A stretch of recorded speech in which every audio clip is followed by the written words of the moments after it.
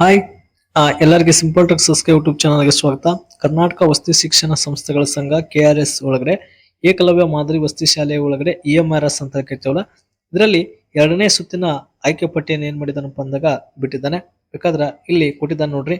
2026-27ನೇ ಸಾಲಿನ EMRS ಅಂದ್ರೆ ಏಕಲವ್ಯ ಮಾದರಿ ವಸತಿ ಶಾಲೆ ಅಂತ ಕರಿತೀವಲ್ಲ, ಅದರಲ್ಲಿ ಮೊದಲನೇ ಸುತ್ತು ಆಲ್ರೆಡಿ ಬಿಟ್ಟಿದ್ರು.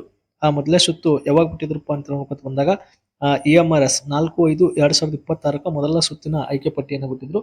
ಈಗ ಎರಡನೇ ಸುತ್ತಿನ ಆಯ್ಕೆ ಪಟ್ಟಿಯನ್ನು ಏನ್ ಮಾಡಿದಾನಪ್ಪ ಅಂದಾಗ ಬಿಟ್ಟಿದ್ದಾನೆ.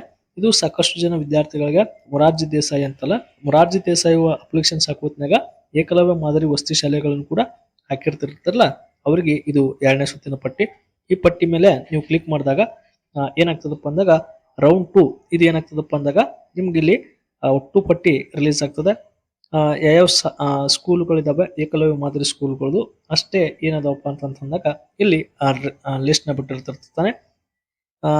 ಹಾಗಾದ್ರೆ ಇಲ್ಲಿ ಕ್ಯಾಟಗರಿ ST ಮೇಲು ಮತ್ತು ST ಫಿಮೇಲು ಅಷ್ಟೇ ಇಲ್ಲಿ ಏನಾಗಿದಾರಪ್ಪ ಅಂದಾಗ ಆಯ್ಕೆ ಆಗಿದ್ರೆ ಒಟ್ಟು ಪೇಜಸ್ ಗಳನ್ನ ತಾವು ನೋಡಿದಾಗ ಸರಿಯಾಗಿ ಅಬ್ಸರ್ವೇಷನ್ಸ್ ಗಳನ್ನ ಮಾಡ್ರಿ.